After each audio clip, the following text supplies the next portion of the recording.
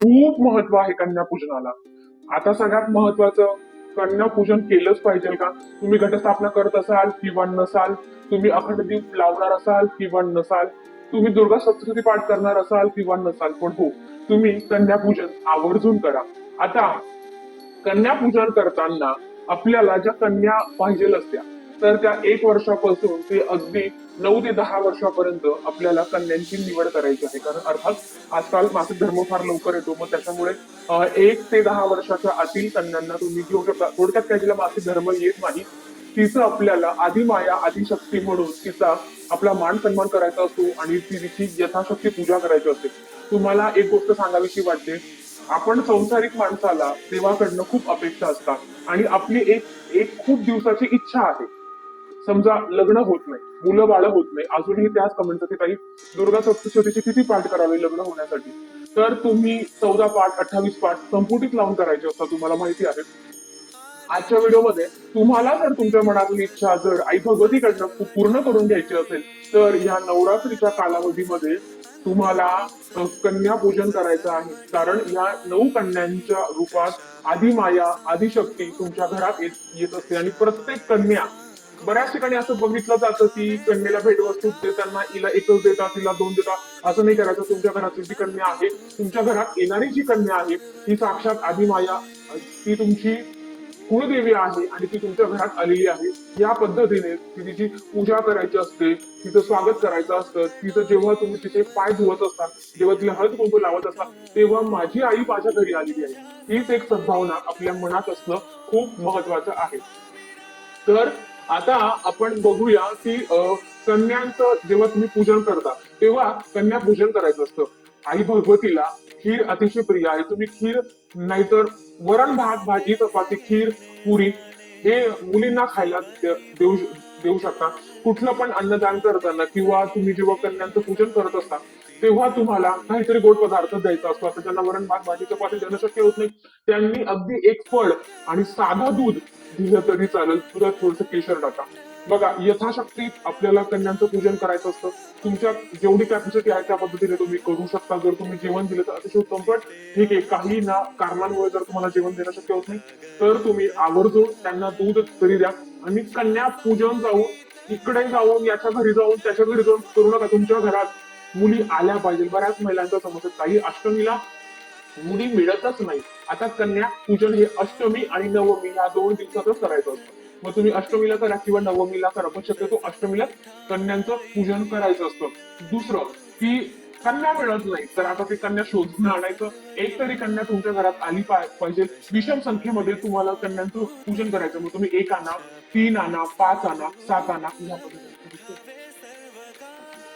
1 आणा, 3 आणा, 5 आणा, 7 आणा, 9 आणा, जेवढ्या तुम्हाला कन्या मिळेल त्याचं तुम्हाला पूजन करायचं आहे. आता सगळ्यात महत्वाचं तुम्हाला एक सांगते की आपल्याला कन्यांना काय काय भेटवस्तू द्यायच्या. तर कन्येला भेटवस्तू देताना एक गोष्ट लक्षात ठेवा, तुम्हाला काय आवडतं ते महत्वाचं नाही, लहान मुलींना काय आवडतं ते महत्वाचं आहे. त्याच्यामध्ये हे देवीची ओढणी असणं महत्वाचं आहे.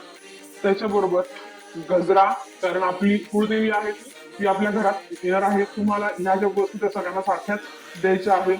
त्याच्याबरोबर जे दुसरं महत्वाचं आहे, मेहंदीचा कोन असावा. लहान मुलं आहेत तर बेल्ट क्लिप्स ह्या गोष्टी खूप महत्वाच्या असतात. याच्यातलं तुम्हाला काही देणं नाही शक्य झालं तर मेहंदीचा कोन आणि एक ना ओढणी आणि गजरा तरी आवर्जून द्या. त्याच्याबरोबर ते महत्वाचं नारळ. आता हे नारळ आपल्या कन्येला एकाच कन्येला द्यायचं आहे. आणि जर तुम्ही कुठलं वस्त्र देणार असेल तर रुमाल तुम्ही देऊ शकता. एखादं चाप की चाप असतो आपला, बेल्ट असतो ते द्या किंवा हार द्या, कानातले द्या, टिकली द्या. मुलींना ज्या गोष्टी आवडतात त्या तुम्हाला या दिवशी मुलींना अर्पण करायच्या आहे, त्यांना समर्पित करायच्या आहे. ह्या 9 कन्यांमध्ये किंवा 7 कन्यांमध्ये येणारी जी कन्या आहे ती माझी आई भगवती आहे असं मानूनच आपल्याला देवीचा मान सन्मान करायचा आहे. आता मासिक धर्मविटा सुद्धा काढल्या तर तुम्हाला हे करता येणार नाही. अगदी तुम्हाला नाहीच कन्या मिळाल्या की काही आम्हाला मिळतच नाही, मग तुम्ही काय करू शकता, घरात एखाद्या कन्येला जेवढ्या येतील तेवढ्या तुम्ही घरात त्यांचं तुम्हाला पूजन करायचं आहे. आणि मंदिरात पण बऱ्याच कन्या असतात, मंदिरात जाऊन तुम्ही करू शकता. पण तुमच्या घरात एकतरी कन्या आली पाहिजे. तिला दूध आणि फळाचा नैवेद्य आवर्जून तुम्हाला द्यायचा आहे. जर तुम्ही भाजी पोळी वरण भात करणार असेल किंवा अजून तुम्ही दूध देणार असेल तर आधी आपल्या कुळदेवीचे कुमारिकांची पूजा करण्याच्या आधी पण आपला घट असेल किंवा देवीचा फोटो असेल तर देवीच्या फोटोला आणि घटाला तुम्हाला हळद कुंकू अक्षता अर्पण करायचे. जो नैवेद्य तुम्ही कुमारिकांना देणार आहे तो तुम्हाला आई भगवतीला अर्पण करायचा आहे. नंतर मग ज्या तुम्हाला काही गोष्टी मी सांगणार आहे की त्यांचं पूजन करायचं या सगळ्या गोष्टी तुम्ही करू शकता. ताई आम्ही सवासणी पण जेव घालू शकतो का? हो, पण खरं सांगू का, सवासणी पेक्षा कुमारिका ह्या जास्त शक्तिशाली मानल्या जातात. बऱ्याच ठिकाणी असं असतं की सवासणींना सुद्धा जेव घालतात, पण जे देवी तत्व असतं ना ते कुमारिकांमध्ये जास्त प्रमाणात असतं सवासणीपेक्षा सुद्धा, असं म्हटलं गेलं आहे. म्हणून ठीक आहे, तुम्ही एक सवासणीला आवर्जून बोलवा, तिला तुम्ही जेव खाऊ घाला, नाही काही तर शक्य दूध द्या, फळ द्या, हरकत नाही. पण तुमच्या घरात कन्यांचं पूजन, कन्यांचं भोजन झालंच पाहिजे. तर आता मी तुम्हाला सांगते की तुम्ही 1 ते 9 वर्षांपर्यंत ज्या मुलींना जर तुम्ही जेव घातलं तर तुम्हाला कुठल्या फळाची प्राप्ती होते. तर लक्षात घ्या, स्कंद पुराणात वयानुसार कुमारिकांचे पूजन आणि त्यांचे मिळणारे फळ दिलेले आहे. त्याच्यामध्ये जर तुम्ही 1 वर्षाच्या कुमारिकाला जर तुम्ही जेव घातलं किंवा जर तिची तुम्ही पूजा केली तर तुम्हाला मोक्ष व भोग प्राप्ती होते. 2 वर्षांची कुमारी ही तुम्हाला आहे ना ऐश्वर प्राप्ती करून देते. तर 3 वर्षाच्या त्रिमूर्तींना जर तुम्ही काही फळ अर्पण केलं, जर त्यांची तुम्ही पूजा केली तर धर्म, अर्थ, काम, मोक्ष प्राप्त होते.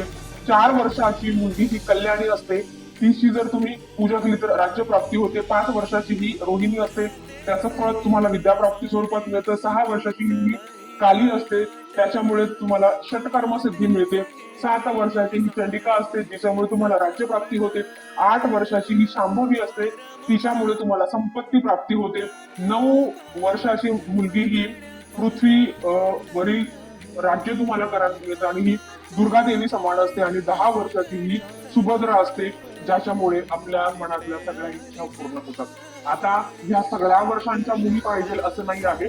जर तुम्ही 1, 2, 3, 4 किंवा अगदी 3 वर्षाच्या किंवा 5 दुसरीत जाणाऱ्या, फर्स्ट स्टँडर्डला जाणाऱ्या अशा मुली जरी भेटल्या तरी चालेल. पण जेवढं जास्त होईल तेवढं तुम्हाला या कालावधीमध्ये कन्यांचं पूजन करायचं आहे. अगदी रोज आपल्या घरातल्या मुलींचं तुम्ही पूजन केलं तरी हरकत नाही, पण नाही शक्य होतं अष्टमीला या गोष्टी करा, झाल्याच पाहिजे. मासिक धर्म आहे, नाही करता येणार, भाड्याचं घर आहे, तुमच्याकडे जेवढ्या कन्या आहे त्या कन्यांची तुम्ही या पद्धतीनेच पूजा करायची आहे. आता आमच्याकडे एकच कन्या आहे, तुम्हाला मी तिची आणि पूजा करून दाखवते. सर्वप्रथम आपल्या ज्या कन्या येणार आहेत त्यांना हळद कुंकू अर्पण करायचं आहे, लावून घ्यायचं आहे. त्याच्यानंतर आपल्याला कन्यांचे पाय धुवायचे आहे. तर तुमच्याकडे जेवढ्या कन्या येणार आहेत प्रत्येक कन्याची तुम्हाला या पद्धतीने पाय धुवायचे आहे. कन्याचे पाय धुतल्यावर त्यांचे पाय आपल्याच पदराने कोरडे करून घ्या, किंवा एखादं स्वच्छ वस्त्र असेल तर त्यांनी कोरडे करून घेतले तरी चालेल.